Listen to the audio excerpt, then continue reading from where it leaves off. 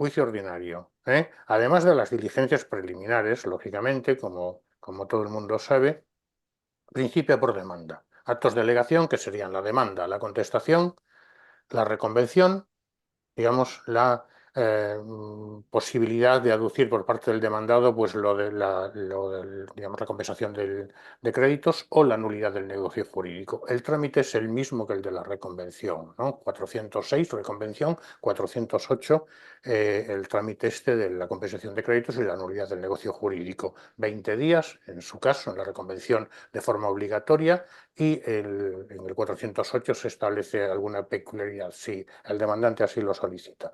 Entonces, una vez que ya tenemos los actos de alegación, pasamos a la audiencia previa. La audiencia previa con todas sus fases, que es lo que vamos a ver ahora.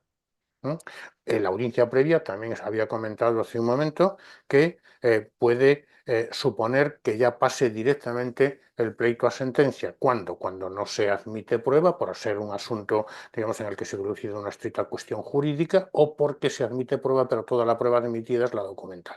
Por tanto, pasamos directamente a sentencia, sin celebración de juicio. Y luego recordad las diligencias finales, las diligencias finales. Digamos, en los tres supuestos en donde establece la ley la posibilidad de solicitarlas y acordárselas, y el supuesto excepcional del juez.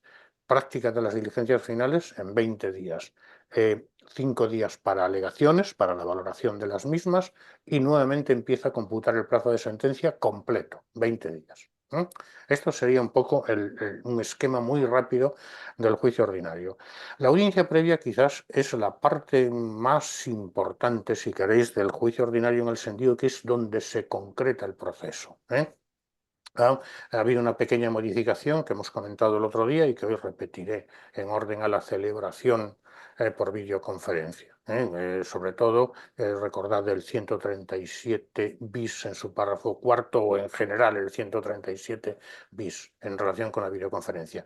Pero bueno, el trámite es muy sencillo. La audiencia previa es un trámite que se desarrolla después de contestar a la demanda o a la reconvención, los actos de alegación, o bien cuando no existe tal contestación. El LAG, dentro de tercer día, convoca a las partes a la audiencia, que habrá de celebrarse dentro de los 20 siguientes, ¿no? Se informará a las partes de la posibilidad de recurrir a una negociación para evitar el pleito, para solucionar el conflicto. A partir de aquí, pues vamos un poco ya dentro de la audiencia previa, un poco la lectura de siempre, ¿no? Es conveniente leerlo para aquellas personas que se presentan a gestión procesal, al objeto de tener pues algún, no sé, vocabulario jurídico que pueda ayudarles a la hora de redactar, ¿no? Y las partes habrán de comparecer a la audiencia previa asistidas de abogado. Las partes y sus representantes, es el trozo añadido, deberán comparecer por videoconferencia o mediante la utilización de medios electrónicos cuando así se acuerde, cuando el tribunal lo acuerde de oficio o a instancia de parte. Y este 137 bis nos dice cómo ha de celebrarse la videoconferencia, y en su párrafo cuarto en concreto nos dice que para que se acuerde a instancia de parte, éstas deberán de solicitarlo con al menos 10 días de antelación a la celebración de la misma. Sería un poco la idea. Las partes deben comparecer por sí mismas, y aquí me estoy refiriendo a la persona, no al representante, es decir, no al procurador. Y si comparece el procurador, deberá comparecer con poder especial para, perdón, que admito otra compañera, para renunciar, allanarse o transigir. El otro día lo comentábamos. ¿Por qué tiene que comparecer la persona, no el representante? Y si no comparece la persona, tiene que comparecer el procurador con este poder especial a efectos del intento de conciliación. Es evidente que si no comparece, digamos, la propia persona demandante, su procurador no tiene poder especial, no podría conciliarse, no podría transaccionar.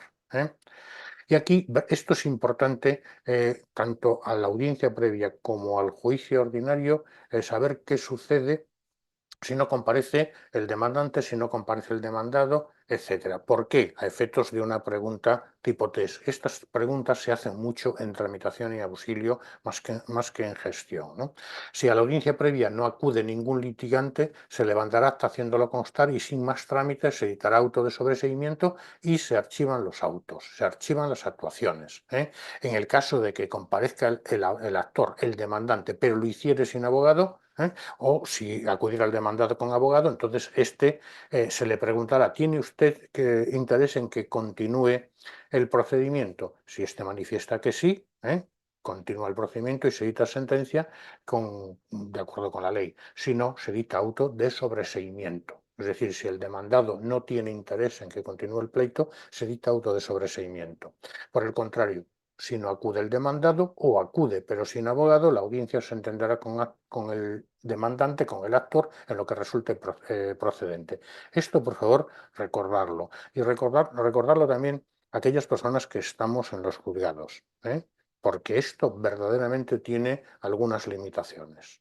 Fases de la audiencia. La primera de las fases, ya lo hemos dicho varias veces, que sería la posibilidad de llegar a un acuerdo. Es decir, es el propio juez, digamos, eh, el que tiene una intervención activa. Comprobará si subsiste litigio entre las partes, instándolas a que asistan a una sesión informativa en un procedimiento de mediación. Hasta este punto ordena la ley al juez que intente llegar a un acuerdo. Vamos a suponer que las partes también, lo dice aquí un poco más abajo, pueden solicitar que se suspenda el trámite del proceso por un plazo máximo de 60 días, de acuerdo con el 19.4 de la ley, para intentar llegar a un acuerdo. Vamos a suponer que las partes sí llegan a un acuerdo y quieren que este acuerdo se homologue por el juez. Muy bien, pues el juez lo que tendría que comprobar serían dos cuestiones: que las partes tienen capacidad para pactar y poder de disposición sobre lo pactado. Si se dan estas dos condiciones, el juez homologa judicialmente ese acuerdo por medio de auto, básicamente. Lógicamente, ese auto es un título ejecutivo y si no se cumple lo pactado, podrá ser, digamos, ejecutado judicialmente, 517 de la ley. Esta sería la primera de las fases. La segunda de las fases sería la fase que decimos saneamiento de defectos procesales. Entonces la cuestión sería: muy bien, no hay acuerdo entre partes, vamos a continuar el pleito. Lo primero que hay que comprobar es si el pleito está debidamente conformado procesalmente, es decir, si no adolece de cualquiera de estos defectos que aquí se dice: falta de capacidad de los litigantes o de su representación en sus diversas clases, falta del debido litis consortio. Por favor, el que no recuerde lo que es el litis consortio, artículo 12, cosa juzgada o litis pendencia, inadecuación del procedimiento, defecto legal en el modo de proponer la demanda o la reconvención, falta de claridad, precisión en los petitus, por ejemplo, ¿no? Y verdaderamente sobre estas cuestiones resuelve el juez de forma oral en la propia audiencia previa. Resuelve lo que procede en derecho en la propia audiencia previa. Lógicamente, si resuelve que existe cosa juzgada o litis pendencia, pues el pleito aquí se acaba, ¿no? Pero puede conceder un plazo para subsanación, etcétera, etcétera. Y también dice la ley, y es importante recordar de este último párrafo, ¿no? Cuando sea objeto en la audiencia previa más de una cuestión o circunstancia, se resolverá por el orden que aparece en la ley en los 418 y siguientes. Y el juez resolverá mediante auto dentro de los 5 días siguientes aquellas que no resuelva oralmente. Recordad este plazo, auto en 5 días para resolver aquellas cuestiones que no puede resolver en la audiencia previa por tener cierta complejidad, por ejemplo. Entonces, fase de saneamiento del proceso, segunda de las fases de la audiencia previa. El proceso está debidamente conformado, no se han formulado, digamos, ninguna de estas alegaciones o han sido rechazadas las formuladas. ¿De acuerdo? Continuamos, por tanto, con el punto tercero, con la fase tercera de la audiencia previa, que sería la determinación precisa del objeto del pleito. ¿Qué es lo que estamos discutiendo aquí? ¿A qué se contrae su petición y a qué se contrae, bueno, pues su negativa a las partes, ¿no? Y es posible aquí, en este momento, efectuar algunas alegaciones complementarias y aclaratorias, ¿eh? Y también peticiones accesorias y complementarias. Esto es muy sencillo también. No es posible, ya lo hemos dicho, alterar sustancialmente las pretensiones de las partes, pero sí que se pueden realizar algún tipo de alegación de acuerdo con lo expuesto de contrario. Por ejemplo, el demandante, de acuerdo con lo dispuesto en el escrito de contestación a la demanda por el demandado, o el demandado, si hay reconvención, en la contestación a la reconvención por el demandante, ¿eh? Y evidentemente se puede solicitar alguna petición accesoria que se admitirá, dice la ley, si el contrario está conforme, ¿eh? Si no lo estuviera, el juez decidirá sobre su admisión, ¿eh? Bueno, lógicamente también los hechos nuevos o de nueva noticia. Después de la demanda y de la contestación ocurre algún hecho relevante o tuvieron noticia las partes del mismo. Se puede alegar este hecho nuevo o de nueva noticia en el momento de la audiencia previa, ¿eh? Básicamente, esto sería un poco la idea.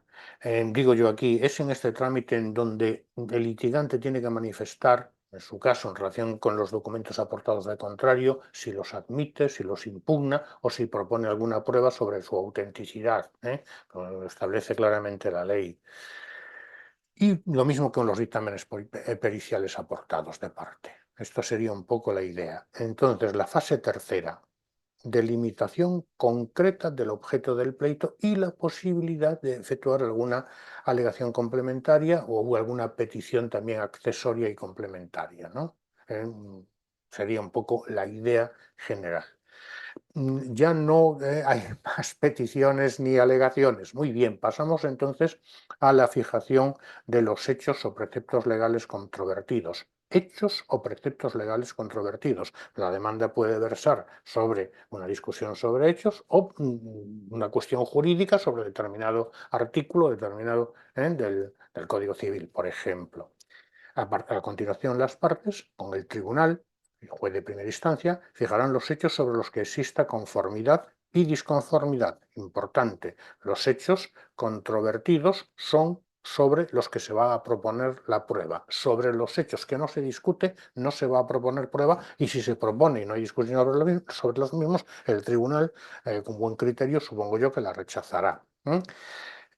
Vuelve a decir la ley, el tribunal podrá exhortar nuevamente a sus abogados, a los abogados de las partes, para que lleguen a un acuerdo, hasta este punto. En caso positivo, estamos ante la posible conciliación y transacción, es decir, el juez puede dictar auto acogiendo ese acuerdo, auto que es un título ejecutivo. Si este acuerdo no se alcanzare, pero las partes estuvieran conformes con los hechos y la discrepancia fuera mente jurídica, el órgano judicial dicta sentencia en 20 días. Como antes comentábamos, no se celebra el juicio. Lo mismo dice por algún otro punto de la ley en el caso de que se admita prueba, pero toda la prueba sea la documental. No sería necesario, en su caso, en la celebración de juicio, consecuentemente, pasaríamos igualmente a sentencia. ¿eh? Bien, en la fase número 5 de la audiencia previa, una vez que ya tenemos los hechos y los preceptos legales controvertidos fijados, entonces pasamos a la proposición y admisión de pruebas sobre los mismos, ¿eh? Se propone de forma verbal, sin perjuicio de la obligación de las partes de aportar lo que se llama una instructa, un escrito detallado de la misma. ¿eh? El nombre este se utiliza mucho en los juzgados, no sé si en todas partes, la instructa, pudiendo completarlo durante la audiencia. La omisión de la presentación de dicho escrito no da lugar a la inadmisión de la prueba, quedando condicionada a que se presente en el plazo de los 2 días siguientes. Escrito detallando la prueba que no se presenta por cualquier circunstancia, no significa que se rechace la prueba por el juez de primera instancia, sino que se le confiere un plazo de 2 días para presentar dicho escrito, ¿no? Este sería el punto número 5 de la audiencia previa. ¿Y qué tipo de pruebas? ¿Cuáles son los medios de prueba que establece la ley de enjuiciamiento civil? 299. Esto fue preguntado en el tercero de gestión en una ocasión, entonces facilísimo, ¿no? El interrogatorio de las partes, documental pública y privada, pericial, reconocimiento judicial e interrogatorio de testigos. Y además, todas estas de reproducción de la palabra, el sonido, la imagen, así como los instrumentos que permiten archivar, conocer, reproducir palabras, datos, cifras, etcétera, ¿no? 299, por tanto, medios de prueba que se pueden proponer. Orden de práctica de estos medios de prueba, nos vamos al 300 y nos establece también una relación, pero nos dice en el párrafo segundo del 300 que este orden puede cambiarse si el tribunal así lo acuerda. ¿Vale? Esto sería un poco la idea, sería la fase número 5. Necesitamos digamos, convencer al juez de que los hechos, lógicamente sobre un artículo del Código Civil no se va a presentar prueba. Necesitamos convencer al juez de que los hechos han sucedido tal y como nosotros, parte demandante, lo exponemos en nuestro escrito de demanda. Prueba, pues interrogatorio de parte, testifical, la pericial ya hemos debido, digamos, adjuntarla a la demanda, etc. El demandado lo mismo. Convencer al juez de que los hechos suceden como nosotros los exponemos es la finalidad de la prueba. Podemos decirlo de 1000 modos. Entonces, medios de prueba del 299, orden de práctica de prueba del 300, con esa, digamos, esa peculiaridad de que puede ser cambiado por el juez, ¿no? Dice la norma, podrá proponerse y admitirse cualquier otro medio de prueba no especialmente previsto cuando mediante su utilización pudiera obtenerse certeza sobre hechos relevantes. En este caso, el tribunal de instancia de parte lo admite como prueba y adoptará las medidas necesarias para su práctica. Esto sería un poco la idea, ¿no? Aquí tendríamos este último párrafo que lo comentamos muchísimo. Propuestas las pruebas, cabe la posibilidad de que el tribunal considere que éstas son insuficientes y entonces indicará a las partes aquel hecho concreto que necesita un aporte complementario de prueba. Por ejemplo, señor abogado de la parte demandante, con la prueba que usted propone, el hecho número 3 de su escrito de demanda no creo que pueda probarse. Proponga usted otro medio de prueba. ¿eh? Esto no quiere decir que el juez proponga prueba, sino que indica a una de las partes que le parece insuficiente la prueba propuesta para probar un determinado hecho, ¿vale? Este sería el número 5. El sexto ya sería el señalamiento del juicio. Ya tenemos, digamos, la prueba propuesta y admitida. Aquella que, admitida o inadmitida, aquella que se va a practicar en el juicio será la admitida, lógicamente. Entonces, una vez admitidas las pruebas pertinentes y útiles, el juzgado, aquí la palabra juzgado está mal utilizada, no es el juzgado, es el juez de primera instancia, el juez que está presidiendo la audiencia previa. Señalará la fecha del juicio que debe celebrarse en el plazo de un mes desde que concluye la audiencia. Es el propio juez el que señala el juicio, porque dice a continuación, dice a continuación la ley, siempre que el señalamiento pueda hacerse en el mismo acto, se hará por el juez. Lógicamente, si el juez tiene allí la agenda programada de señalamientos, pues ya lo hace él mismo. Si no pudiera ser por cualquier circunstancia, entonces lo hace el señor letrado, de acuerdo con el 182 de la ley. Pero esto es importante, si se señala el juicio en, en, en el acto de la audiencia previa, al final de la audiencia previa, lo hace el juez. Me estaba riendo porque, digo yo, es importante. Verdaderamente no tiene ninguna importancia, pero es importante a efectos de que lo contestemos en un tipo test. Da igual si señala el juez o el señor letrado. De hecho, no tiene la mayor importancia, pero sí a efectos de un tipo test. ¿Vale? Por eso antes he dicho, esto es muy importante, pero muy importante a efectos de un test. ¿De acuerdo? En los restantes casos se fijará la fecha por el acto conforme a lo prevenido en el 182, como estábamos diciendo. A solicitud de parte, cuando toda la prueba, gran parte de la misma, hubiere de desarrollarse en partido judicial distinto de donde tenga su sede el tribunal, pues el plazo para la celebración de juicio podrá ampliarse a 2 meses. Las pruebas que no se practiquen en el acto del juicio se practicarán con anterioridad. Esto es lo que se denomina prueba anticipada, aquella practicada con anterioridad al momento procesal oportuno. El momento procesal oportuno es el acto del juicio.